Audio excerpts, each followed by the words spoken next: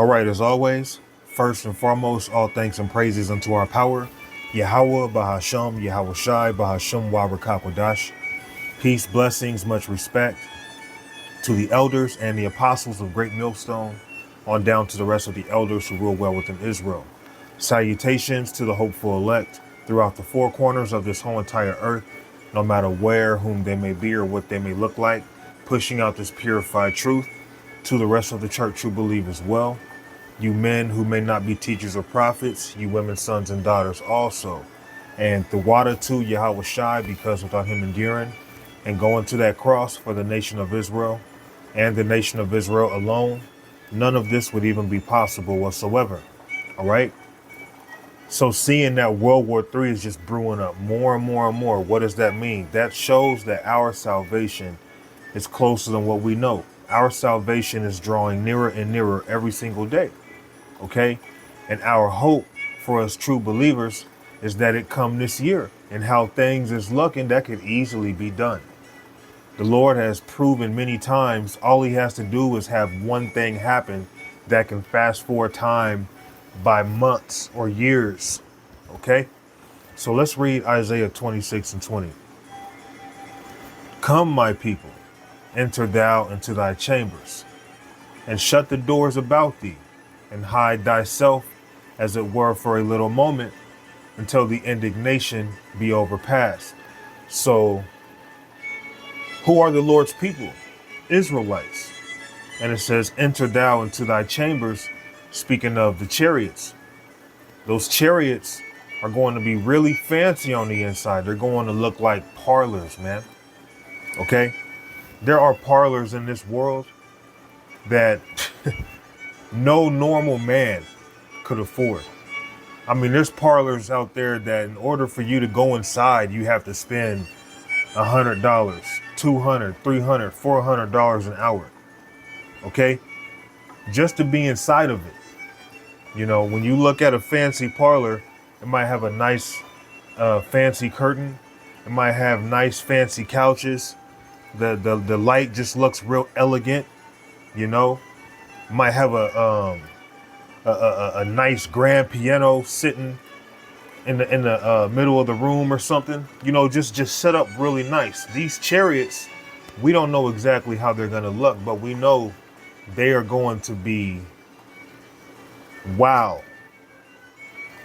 Whether we're all gathered in one huge chariot or the different angels are going about delivering the elect, however it happens, within these chariots, they're going to look really, really fancy. Okay, and it says, and shut the doors about thee, hide thyself as it were for a little moment. Because when them nuclear missiles get shot off, by the time that fire comes, none of the elect are going to be in that fire. The elect are going to be in the chambers, protected for a little moment. Okay, as Babylon, as America is being destroyed by thermonuclear fire. Okay. And shut thy doors about thee, hide thyself as it were for a little moment, until the indignation be overpassed. And once that indignation is overpassed, guess what's going to happen? The Israelites who were delivered are going to come down from a chariot as New Jerusalem. Okay?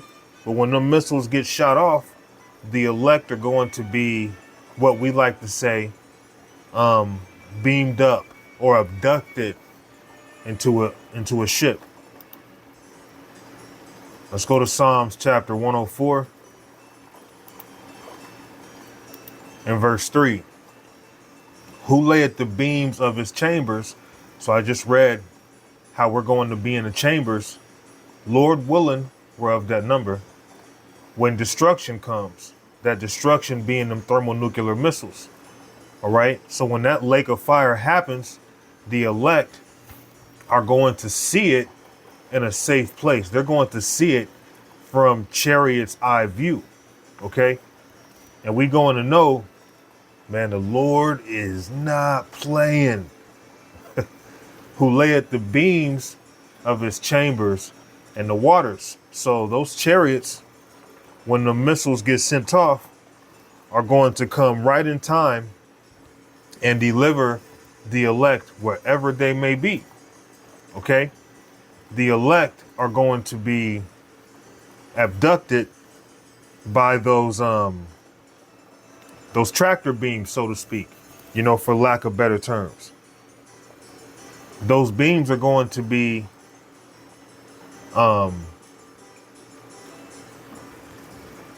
basically what's used to ravish the Lord's wives out of trouble. Okay? Who lay at the beams of his chambers in the waters. Now, the waters isn't speaking of, laying its beam in the waters as in the ocean. Okay? They can do that. But when the elect get delivered, those chariots are going to come, and those, what you would call tractor beams, are going to be brought down. The elect are going to be illuminated and changed in the blink of an eye. Okay? Let's go into that word beams in Hebrews 71:36. The word is kara. It says to encounter. Sounds like, like an alien encounter. There's an alien encounter, right? So when them chariots show up, it's going to be like a so-called alien encounter in the eyes of many people. But the word I want to get is further down here. In the Strong's definition, a primitive root to light upon. So the elect are going to have a chariot over them, and it's going to light upon them with a beam of light. And this beam of light is going to cause them to be brought forth into the chambers and given a new body while the destruction is happening. Okay? While people are watching this happen as they're about to be destroyed. Who lay at the beams of his chambers and the waters, who maketh the clouds his chariot, who walketh upon the wings of the wind. So the chariots are going to come and deliver the elect. And them chariots have very, very fancy, just our mind couldn't perceive it, but we just have to imagine how fancy it would be to be inside of a chariot. When you go into that word chambers in Hebrews 59:44, it says roof, room, roof, chamber. Hebrews 59:27, something lofty, that is a stairway, also a second story room, or even one on the roof, figuratively the sky. Accent, upper, chamber, going up, loft, parlor. So there's the word right there, parlor. So going into them chariots, it's going to be like being in a fancy parlor as this destruction's coming. You can only imagine how decked out, how nice it's going to look in a chariot. Now, when that destruction comes, we're going to be looking at how fancy it is inside this chariot, and we also going to be observing this destruction coming. Like, dang, this is crazy right now. Like, this is a lot to take in. It's going to be an amazing moment. Let's go forward. Let's go to Luke.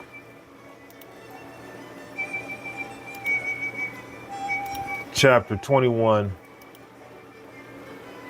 and verse 25. And there shall be signs in the sun and in the moon and in the stars. And those stars can also go into chariot sightings. Let's hold that. Let's go to Matthew chapter 2 and verse 2. Let's go to verse 1. Now, when Yahushua was born in Bethlehem of Judea in the days of Herod the king, behold, there came wise men from the east to Jerusalem, saying, where is he that is born King of the Jews?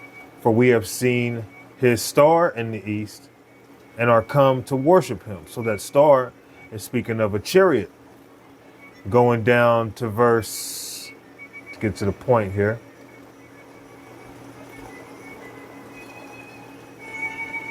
Verse 10, when they saw the star, they rejoiced with exceeding great joy. So Stars also represent the chariots too now.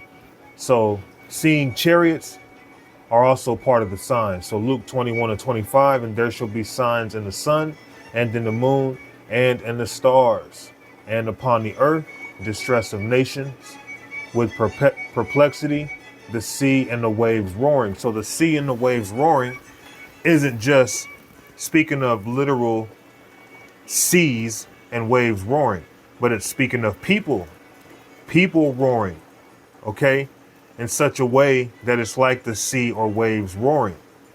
So those beams being laid into the water or being laid into the sea of people, the elect are going to be delivered. Verse 26, men's hearts failing them for fear and for looking after those things which are coming on the earth, for the powers of heaven shall be shaken. So the powers of heaven shall be shaken.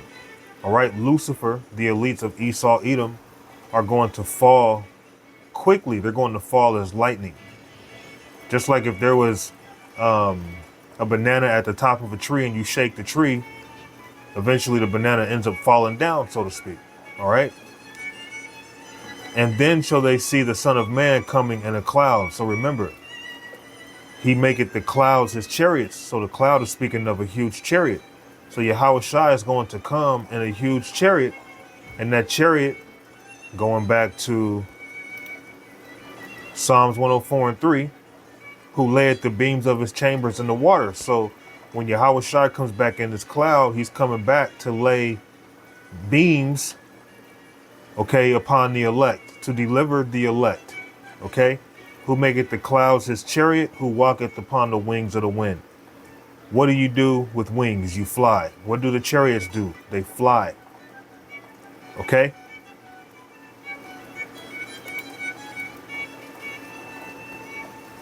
Luke 21:27. And then shall they see the Son of Man coming in a cloud with power and great glory. So Yahushua is coming in a cloud or a chariot with great power and great glory. Let's go to Zephaniah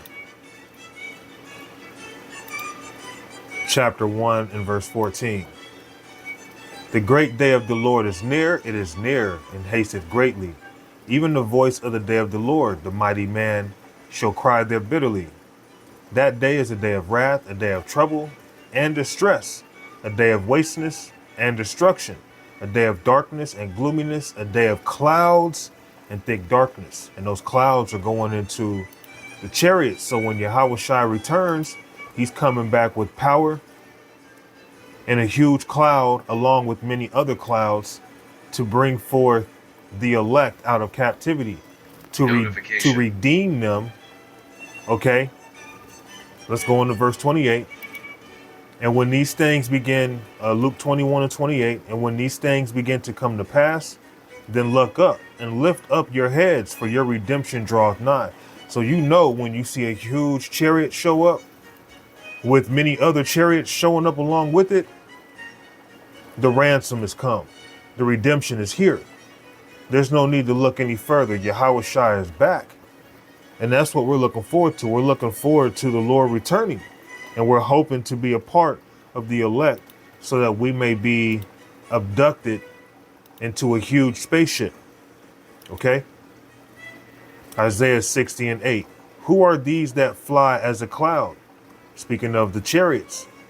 And as the doves to their windows. So the chariots that fly are going to come and deliver the elect like doves to their windows. Okay? And once the doves go to their windows, once the doves are abducted, so to speak, they're going to be protected from the destruction to come. So this is what we're looking forward to. This is a part of our belief as we see things are literally leading to our deliverance and the destruction of this world. Jeremiah 4:13, behold, he shall come up as clouds. Speaking of the spaceships, the chariots, and his chariots shall be as a whirlwind. His horses, speaking of the power, are swifter than eagles. Woe unto us, for we are spoiled. So the Lord is what the world will deem as an alien, because anytime somebody thinks of a spaceship or a UFO, or IFO, okay, or an unidentified aerial phenomenon, they always think alien, green creatures, and that is not the case, okay? The angels are so-called black men just like us. The difference is they're not in earthly bodies like we are, all right? So Yahweh Shai is coming back in a chariot.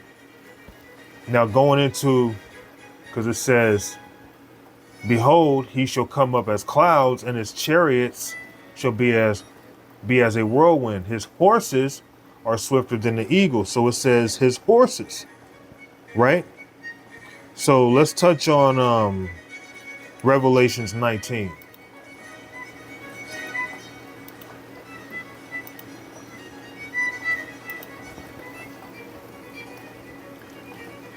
Revelations chapter 19 and verse 10. And I fell at his feet to worship him. And he said unto me, see thou do it not. I am thy fellow servant and of thy brethren that have the testimony of Yahweh Shai. Worship the power, for the testimony of Yahweh Shai is a spirit of prophecy. So I believe that when John the Revelator saw this angel probably looked like Yahweh Shai himself. He probably had white woolly hair with an afro, just like Yahweh Shai did. Okay. Now, some time ago, a brother has sent me a picture of an angel that he had spotted at the Chiefs football game. This brother doesn't really talk to me at all, but the spirit hopped on him to show me this picture.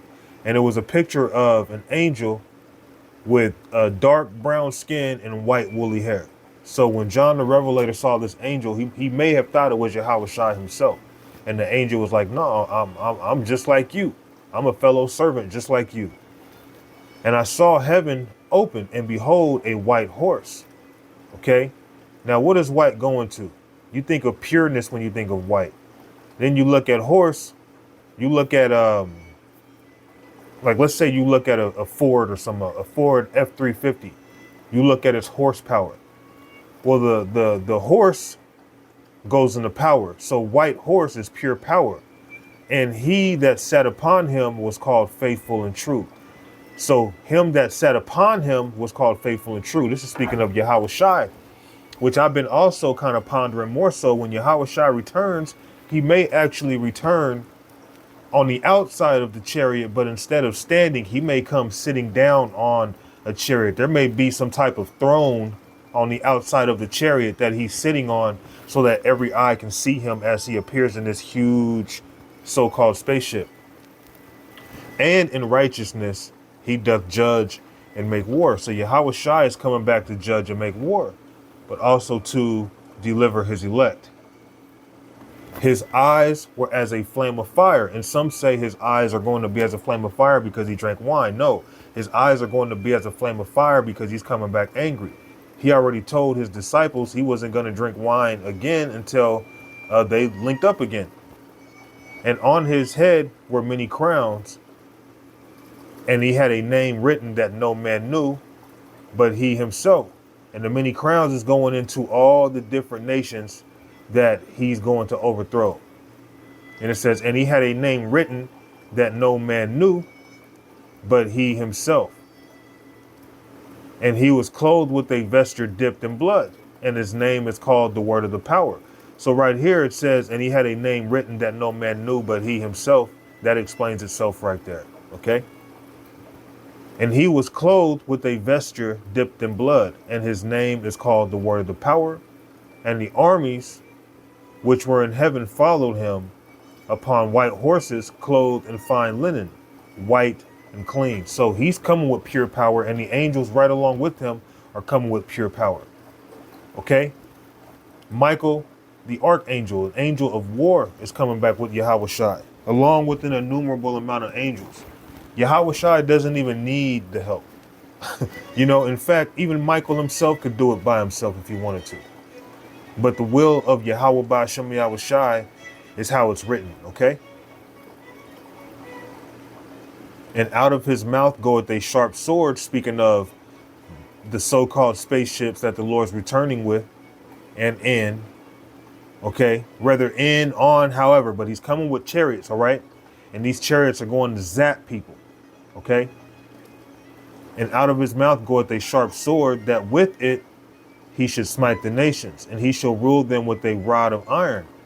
And he treadeth the winepress of the fierceness and the wrath of the almighty power. So the elect are going to be inside while this is happening. Inside what? Inside of the parlor, inside of the chambers, while this destruction comes. So the Lord is going to show favor upon his elect. That's extreme favor. Verse 16, and he hath on his vesture and on his thigh a name written, King of Kings and Lord of Lords. And I saw an angel standing in the sun, and he cried with a loud voice, saying to all the fowls that fly in the midst of heaven, come and gather yourselves together unto the supper of the great power, that ye may eat the flesh of kings, and the flesh of captains, and the flesh of mighty men, and the flesh of horses, and the flesh of horses, and of them that sit on them, and the flesh of all men, both free and bond, both small and great. And I saw the beasts and the kings of the earth and their armies together to make war against him that sat on the horse and against his army. And the beast was taken, and with him the false prophet that wrought miracles before him, with which he deceived them that had received the mark. Which he deceived them which had received the mark of the beast, and them that worshipped his image. These both were cast alive into the lake of fire, burning with brimstone. So the elect, right along with Yahweh Shai, okay, Yahweh Shai and the holy angels, being the elect, are going to watch this place burn, are going to watch these wicked people burn. All those who upheld this society, all those who took the chip, all those who didn't believe, all those who mocked and scoffed, they're going to be judged. All right, when Yahweh Shai returns. But the elect, they're going to be hidden from the fierce anger of the Lord when these days come. Okay? That's what we're hoping for. So let's go back to Isaiah 26 and 20, and I'm gonna close it. So Yahweh Shai, along with the army of angels, is coming back to kick ass. Okay? And we're hoping to be protected when that day comes. Isaiah 26 and 20, come my people, enter thou into thy chambers and shut thy doors about thee. Hide thyself as it were for a little moment until the indignation be overpassed. So imagine your older brother saying, hey man, go in the back room. I'm about to go beat some ass. You know, hey, go hide under the couch right quick. I'm about to go to war and put a lot of people to death. And you're like, all right, right? That's how it's going to be. We're hoping to be protected in that day. So this is what we look forward to, and that day is approaching sooner and sooner as the days draw nearer and nearer. So all thanks and praises unto our power, Yahweh, Bahasham, Yahweh Shai, Bahasham, Wa Rakakwadash, Shalom.